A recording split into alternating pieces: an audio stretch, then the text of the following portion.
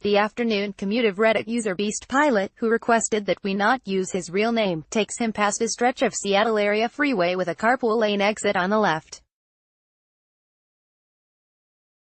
Last year, in early April, the Tesla driver noticed that autopilot on his Model X would sometimes pull to the left as the car approached the lane divider, seemingly treating the space between the diverging lanes as a lane of its own.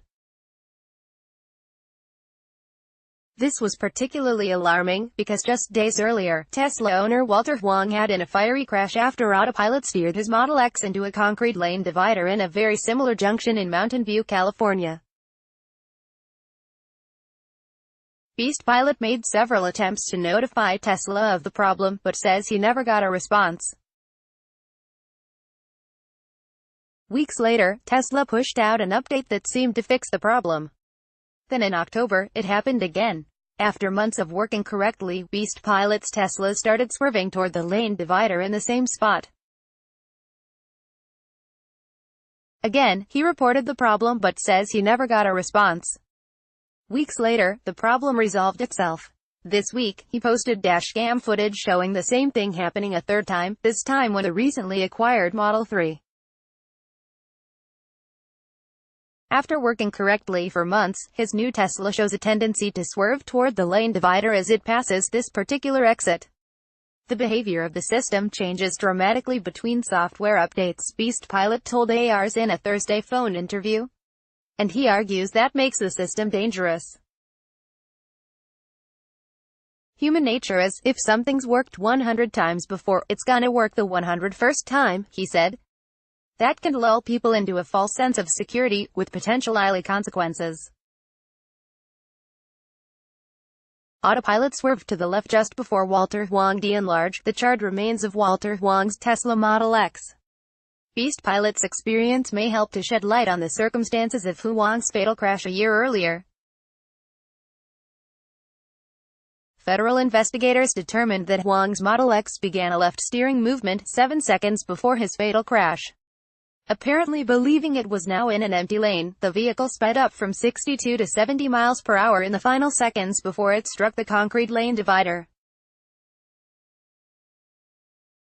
After Huang's death, his family told local media that Huang had taken his car to the local Tesla dealership to complain that it had swerved toward that exact barrier on multiple occasions. Tesla says it has no record of Huang raising these concerns, and the family's claim did raise an obvious question: why would Huang have let down his guard in this spot if he'd noticed his car malfunctioning previously? But Beastpilot's experience suggests one possible explanation: his car's behavior may have changed over time with successive software updates. Maybe after Huang raised his initial concerns, Tesla pushed out a software update fixing the problem, only to have the problem reappear with a later update. We may never know for certain, since Huang isn't around to explain himself. Tesla's rivals rely heavily on simulation. Tesla has built autopilot by training complex neural networks. This makes it difficult to test because no one fully understands how these networks work or can predict how their behavior might change. But this is hardly a problem that's unique to Tesla, or self-driving technology, for that matter. Companies developing complex software have long developed sophisticated infrastructure for regression testing. This infrastructure can run a new software release through a battery of thousands of tests to make sure that it doesn't reintroduce bugs that were fixed by previous updates. Self-driving companies like Waymo make heavy use of simulation for this purpose. When a Waymo car encounters a tricky or unusual situation, Waymo uses sensor data to build a simulated version of that same scenario. Waymo's simulation software can not only rerun that exact scenario, it can also drive through modified versions. What if the car was moving 5 miles per hour faster? What if there was a parked car blocking the right-hand lane? What if that other car running a red light does so 5 seconds earlier or later? Waymo has a library of thousands of situations like this and the ability to automatically check that each new software version behaves as expected in each scenario. This helps to ensure that new software versions never reintroduce bugs that were squashed by previous versions. Does Tesla have a system like this? The company didn't respond to multiple emails seeking comment for this story. It would be surprising if they didn't have at least some systems for simulation and regression testing. But as far as I know, Tesla has never publicly described this kind of testing system. And Beastpilot's videos suggest that Tesla's testing infrastructure has room for improvement. Indeed, the nature of Tesla's fleet might preclude the company from doing Waymo-level simulation and testing of its software.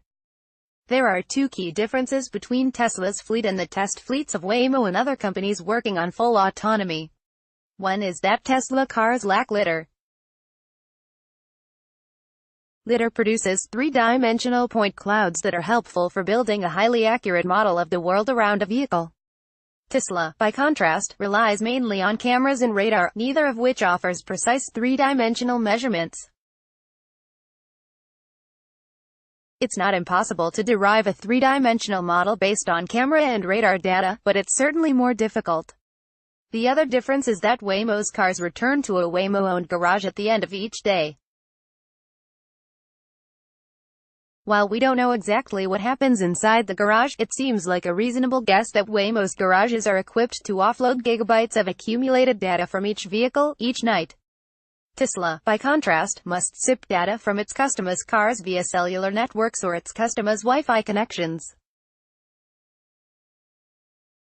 Beastpilot says that he tracks his Tesla's data use, and it's fairly modest, tens or sometimes hundreds of megabytes per day, even after many miles of driving. So Tesla may simply be unable to harvest enough data to produce fully realistic three-dimensional simulations of situations that give Tesla vehicles trouble.